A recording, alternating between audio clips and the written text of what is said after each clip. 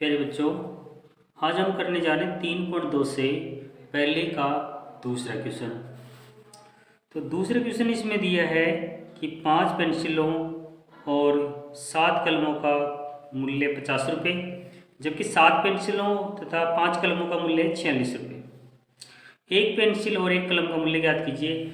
और एक पेंसिल और एक कलम का मूल्य हमें ग्राफीय विधि से ज्ञात करना है, जो बोर्ड परीक्षा की दृष्टि से ये काफ़ी इम्पोर्टेंट सवाल है। तो वेरी इम्पोर्टेंट सवाल है, आप इसको चिन्हित कर सकते हैं, वेरी इम्पोर्टेंट सवाल है। एक पेंसिल और एक कलम का मूल्य सबसे पहले हम मानते हैं। माना एक पेंसिल का मूल्य ₹X तथा एक कलम का मूल्य यहाँ पर है ₹Y। अब हम इसको प्रश्नानुसार लिख देते हैं। प्रश्नानुसार कैसे लिखेंगे? 5 पेंसिल है, 5x कर लीजिए, प्लस उसके बाद में 7 कलम है, 7y कर लीजिए, बराबर इनका टोटल मूल्य देख लीजिए कितना है, ₹50। तो ये 50 यहाँ नंबर 1 डाल देगा। और इसी तरीके से आप सेकंड वाला समीकरण बना लें। तो 7 पेंसिल दी है तो 7x हो जाएगा। फिर उसके बाद में इसने दिया है 5 कलम, तो 5y हो जाएगा। इनका मूल्य है, टोटल मूल्य है 46 रुपये। ये सेकंड समीकरण बन गया।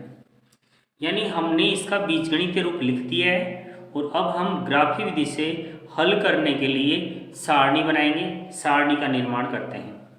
उत्तर का पता लगाने के लिए मैं सामान्यतः आपको बता देता हूँ कि सामान्यतः एक पेंसिल, अधिकतर पेंसिल 3 रुपये में आती है, और एक कलम, सामान्यतः कलम यानी पेन, हम यूज में लेते हैं 5 रुपये वाला।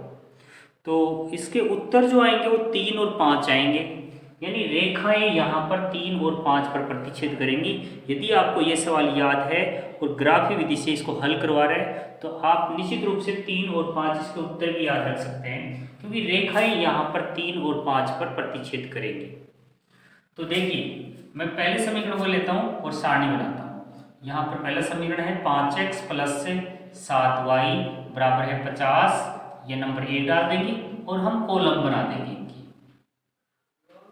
इस प्रकार आप कॉलम बना दें, ये x ये y, एक बिंदु इसका ले लेंगे, एक इसका ले लेंगे।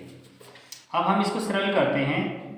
देखिए, 5x प्लस 7y बराबर है 50। यदि मैं इसको y के रूप में लिखता हूं तो 7 का भाग लगेगा, x के रूप में लिखता हूं तो 5 का भाग लगेगा। याद रखना कि जो आपको इजी लगे उसी रूप में आप रख सकते हैं। x या y के रूप में लिख लेने के बाद में आपको तुरंत पता लगेगा कि यदि मैं ये मान रखूंगा तो ये आ जाएगा। तो इस तरीके से देखिए कि यदि मैं x के बराबर इसको लिखता हूँ, x बराबर आगे 50 है, यानी बराबर से पहले बराबर के आगे 50 है। और यदि मैं 7y को आगे ले जाऊंगा, इधर प्लस का है, आगे जाके ये माइनस का हो जाएगा 7y। और बट्टे में क्या जाएगा, 5 इसके साथ गुणा में, यानी x के साथ जो गुणा में हो जाता है बट्टे में, यानी 5। अब ऊपर आप इस प्रकार की संख्या लीजिए कि जिसमें 5 का भाग पूरा पूरा चला जाए। अभी मैं बात कर रहा था कि पेंसिल 3 रुपये में आती है, कलम 5 रुपये में आता है। तो इस तरीके से आप इसमें वैल्यू लें। जैसे कलम के रूप में हमने y लिया है, तो y की वैल्यू यदि मैं 5 लेता हूँ तो निश्चित रूप से 3 आएगा। देखिए, y बराबर यदि मैं 5 लेता हूँ तो x बराबर आता है 50 माइनस से 7, यहाँ पर है 7 गुणा, यानी y की जगह मेरे को लिखना है 5, तो इस तरीके से 5 लिख देंगे। तो ये 7 गुणा 5, यानी दोनों मल्टीप्लाई माना जाता है, गुणा में माना जाता है, इसलिए 7 गुणा 5 लिखा जाएगा। बट्टे में है 5। अब आप आगे सरल करते जाएं, 50, ये माइनस का चिन्ह है, पहले गुणा सरल होगा तो 7 पंजे 35 हो जाएगा, और बट्टे में है 5, तो इसमें बच गया 15 बट्टे 5, यानी 15 में 5 का भाग देंगे 3। y का मान मेरे पास आता है 5, x का मान आ चुका है 3। तो इस तरीके से आप भरते चले जाइए। अब अन्य मान ले लीजिए। y का मान मैं यदि 0 लेता हूँ तो इधर 50 बचेंगे, 50 में 5 का भाग देने से कितना आ जाएगा, 10 आ जाएगा। तो यदि ये 10 बड़ा मान लगता है तो छोटा भी ले सकते हैं, लेकिन ध्यान रखो कि आपको रखना पड़ेगा 0, 5, 10, 15, 20 इस तरीके की संख्या रखेंगे तो 5 का भाग पूरा चला जाएगा। तो इसमें हम 5 रख चुके हैं और 0 रखेंगे तो 10 आएंगे और उसके बाद में 10 रखते हैं। y का मान यदि हम 10 लेते हैं, y का मान 10, तो देखिए x का मान मेरे पास आता है, देखो इसी टाइप में आप सरल करते चले जाइए। 50 7 गुणा 10, ये बटे में है 5, तो 50 माइनस 10 70 लिखेंगे, बटे में 5।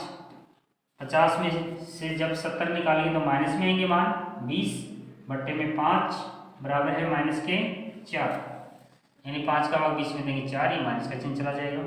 तो y का मान जब हम 10 लेते हैं तो x का आता है माइनस के 4। इस तरीके से इससे समीकरण का कार्य समाप्त हुआ। अब हम दूसरे समीकरण को ले लेते हैं और दूसरा समीकरण है अपने पास 7x प्लस 5y बराबर है 46। यहाँ नंबर 2 डाल दें और इसके बाद इसी तरीके से आप कॉलम बनाते चले जाएं। तो इस तरीके से आप कॉलम बना लेंगे x और y। उसके बाद समीकरण को मैं नीचे ले लेता हूँ। इस प्रकार इसी समीकरण को आप नीचे ले लीजिए। मैं इसको y के रूप में लिखूंगा तो 5 का भाग लगाना पड़ेगा, x के रूप में लिखूंगा 7 का भाग लगाना पड़ेगा। देखिए मैं इसको y के रूप में लिख देता हूँ। 46 ये आगे जाएगा माइनस के 7x हो जाएंगे, बट्टे में ये 5 चला जाएगा। अब ऊपर इस टाइप की संख्या नीचे कि 5 का भाग पूरा पूरा जाए तो आप किस तरीके से देखेंगे, x का मान जो आपने 3 लिया है वो तो आएगा, 3 लेने से 5 आ जाएगा, ये आंसर है इसका। रेखा इसी बिंदु पर प्रतिच्छेद करेंगे तो मैं यहाँ पे x का मान 3 लेता हूँ तो y का मान निश्चित रूप से 5 आएगा। 46 माइनस 7 गुणा और ये 3 आ जाएगा, यहाँ पे 3 रख देते हैं और बट्टे में 5, तो ये हो गया 46 माइनस 21 और बट्टे 5, तो इसमें हो गया 25, 25 बट्टे 5 का मतलब 25 में 5 का भाग देंगे तो यहाँ 5 आ जाएगा। x का मान 3 लेने से y का मान मेरे पास आ चुका है 5। इसी बिंदु पर रेखाएं प्रतिच्छेद करेंगी, दोनों में कॉमन है ये मान, यहाँ पर रेखाएं कटेंगी और यहीं पे आंसर आएंगे। अब आप अन्य कोई भी मान ले सकते हैं, लेकिन किस टाइप में देखें, 5 का भाग जाने वाली संख्या नीचे। एक तो आप यहाँ पे जोड़ करके देख लें, इसको यहाँ पर मान रख करके जोड़ के देखें, एक बार घटा करके देख लें तो इससे आपको तुरंत मालूम पड़ जाएगा। जैसे ये 2 लेने से 7 दूनी 14 और 14 यदि प्लस होगा इसमें तो यहाँ पे 60 आ जाएगा। तो 2 लेने का मतलब क्या है कि प्लस करना है तो आपको माइनस का मान लेना पड़ेगा। तो मैं यहाँ पर x का मान लेता हूँ माइनस के 2 लेने से आ जाएगा। 5 का भाग जाने वाली संख्या नीचे, यदि 5 का भाग जाने वाली संख्या नहीं लेंगे, पॉइंटों में यदि आपने ले लिया तो आपको ग्राफ को स्थापित करने के लिए थोड़ा सा प्रॉब्लम आएगी।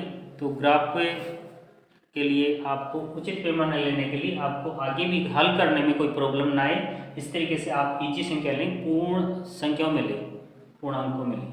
तो माइनस के 2 लेने से y का मान यहाँ पर आ जाता है 46 माइनस 7 गुणा माइनस के 2 बटे में है 5।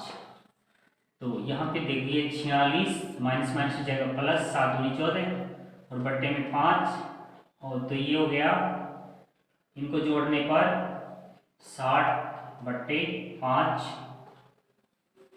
दोनों को जोड़ेंगे 60 हो जाएंगे और 5 का भाग देने से 12।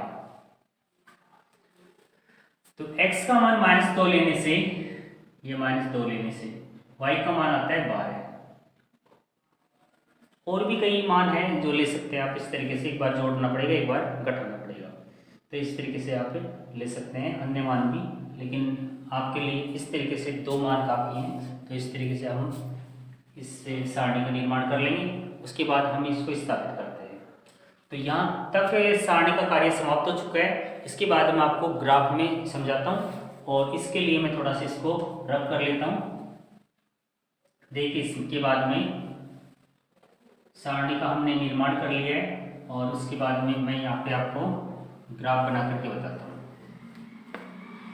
अब ग्राफ का कार्य शुरू हो जाएगा। तो यहाँ पर एक तो आप इस प्रकार लंबवत रेखा ले लें और एक इस तरीके से आप ऊर्ध्वाधर रेखा ले लें। इस प्रकार इधर x लिखेंगे, इधर x डैश लिखेंगे, इधर y डैश लेंगे। या मूल बिंदु यहाँ पैमाना ले लें। पैमाना 1 सेंटीमीटर बराबर और एक रुपये ले लेते हैं। तो यहाँ पर 1 सेंटीमीटर पर आपको 1 लिखना है। तो x के मानों में यदि आप देखते हैं तो ज़्यादा से ज़्यादा मान है इसमें 3 और माइनस में है 4। तो इसमें ज़्यादा बड़े मान नहीं है। तो एक बड़े खाने पर आपको 1 लिखना है। 1 2 3 4 5 6 7। इससे ज़्यादा ले लेते हैं, कोई प्रॉब्लम नहीं है, लेकिन कम नहीं होनी चाहिए। और x पर माइनस में 4 तक है ज़्यादा से ज़्यादा। -1 -2 -3 -4 -5 इस तरीके से ले लें। ऊपर प्लस में, ऊपर यदि आप y में लेते हैं तो y में प्लस के 12 हैं तो 12 तक होनी चाहिए। तो यहाँ पे 12 तक लेते हैं। तो 1 2 3 4 5 6 7 8 या और मान चाहिए तो मैं इसको थोड़ा सा इस साइड में ले लेता हूँ। अपने मान पास जो भी मान है मैं यहाँ पर इनको स्थापित कर देता हूँ। ये x है और ये y है। 3 5 आया था, -2 और 12। तो मैं यहाँ से इसको हटा करके और बढ़ा देता हूँ आगे। इधर से इस मान को ले लेते हैं। इसका जो समीकरण है वो है 7x और प्लस से 5y और बराबर है 46। ये समीकरण था अपना सेकंड वाला। तो यहाँ पर इसको रख करके इसको यूज में ले लेते हैं। तो देखिए, यहाँ 9 आ जाएंगे, 9 10 11 और 12 तक। ये है y। पैमाने को भी आप ऊपर लिख सकते हैं। पैमाना 1 सेंटीमीटर बराबर ₹1। तो ज़्यादा से ज़्यादा 12 तक आ रहा है, इसलिए आप 12 तक ले लें। नीचे माइनस में y पर कोई भी नहीं है, लेकिन फिर भी आप दर्शा सकते हैं। 1 2 3 4 5 6। तो इस प्रकार आप स्थापित करने के बाद में इनको दर्शाएंगे। 3 पर 5 यानी 3x का देखना है और 5y का। आपके y के 5 ये हैं तो 3 के बराबर में इस प्रकार आप बढ़ जाएं। ग्राफ में आपको लाइन मिलेगी, तो उस लाइन से आप इस तरीके से सीधे में बढ़ें, इसके बराबर में आ जाएं और वहाँ पर आप इस प्रकार एक गोला लगा दें। अब हम लेते हैं -4 पर 10। -4x का मान है ये -4 और इस पर 10 के बराबर में आकर के आप ऐसे डॉट लगा दें। ये 10 है, y का 10। ये पॉइंट स्थापित करने के बाद में हम स्थापित करते हैं -4 और 10। तो -4 और 10 ये माइनस के 4 है और 10 के बराबर में आ जाते हैं। वहाँ पर हम इस तरीके से डॉट लगाते हैं और फिर उसके बाद क्या करना है कि पॉइंट टू पॉइंट अपने को इस तरीके से मिलाना है। तो आप इस प्रकार स्केल से पॉइंट टू पॉइंट इस तरीके से बिल्कुल सीधी लाइन खींच दें। उसके बाद ये स्थापित होने के बाद में हम इसको स्थापित करते हैं, सारणी को स्थापित करते हैं। तो 3 5 तो हम स्थापित कर चुके हैं। उसके बाद में -2 और 12 लेते हैं। तो -2 यहाँ पे हैं और 12 आप इससे के सीध में इस प्रकार बढ़ जाए और वहाँ पर 12 के बराबर में आकर के वहाँ पर आप इस तरीके से आप एक डॉट लगा दें। और डॉट लगाने के बाद आप पॉइंट टू पॉइंट यानी 3 5 ये बिंदु है और -2 और 12 ये बिंदु है। तो इस तरीके से आप पॉइंट टू पॉइंट इस प्रकार मिला दें, इस प्रकार। अब आप इनके निर्देशांक लिख दें, जहाँ पर पीछे दो रही है इसके 3, 5 और इसके निर्देशांक हैं -4 और 10 और इसके हैं -2 और 12। उसके बाद क्या करना है, उसके बाद इनके समीकरण लिखने हैं। तो पहला समीकरण इस लाइन का है, तो आप यहाँ पर तीर का चिन्ह लगा करके और इस प्रकार आप पहला समीकरण यहाँ पे लिखें, 5x + 7y बराबर है 50। उसके बाद इसका समीकरण लिख दें जो है 7x और +5y बराबर है 46। अब यहाँ पे ग्राफ का कार्य कंप्लीट हो चुका है। उसके बाद इसके आंसर लिखने, आंसर है यहाँ पे 3 और 5, यानी x का मान 3 है और y का मान 5। अब उसके बाद इसको थोड़ा सा इधर रख करके और आप इसके आंसर लिख दें। और किस तरीके से लिखेंगे, अतः एक पेंसिल का मूल्य, लास्ट में जब आप सारणी का निर्माण कर लें उसके बाद नीचे पीछे वाले पेज पर आपको ये आंसर देना है। एक पेंसिल का मूल्य ₹3 तथा एक कलम का मूल्य और ये है ₹5। इस तरीके से आपको लास्ट में आंसर लिखना है। तो आप देखिए कि बोर्ड एग्जाम में ये जो सवाल जो आता है ग्राफ का, वो सबसे ज़्यादा अंकों का आता है। तो लास्ट वाले भाग में ये इसका सवाल आएगा। जो आपको बोर्ड परीक्षा में ग्राफ का कार्य भी नीट एंड क्लीन करना है, बिल्कुल साफ सुथरा कार्य होना चाहिए और समय के अनुसार होना चाहिए। यदि आप इसमें टाइम ज़्यादा लगाएंगे तो निश्चित रूप से कुछ सवाल छूटने की संभावना रहती है। इसलिए आप इसका टाइम भी निर्धारित करके ही तैयार करें, ज़्यादा समय न लगाएं। और जो ज्योमेट्री जो है वो आपको अच्छे से लेके जानी है। तो ध्यान रखो कि आपको जो ग्राफ वाला सवाल है वो ज़्यादा अंकों का होता है, इस वजह से आप अच्छे से अच्छा करके आइए, नीट एंड क्लीन करें। यदि आपको वीडियो पसंद आया हो तो लाइक करें, शेयर करें और सब्सक्राइब करें। धन्यवाद।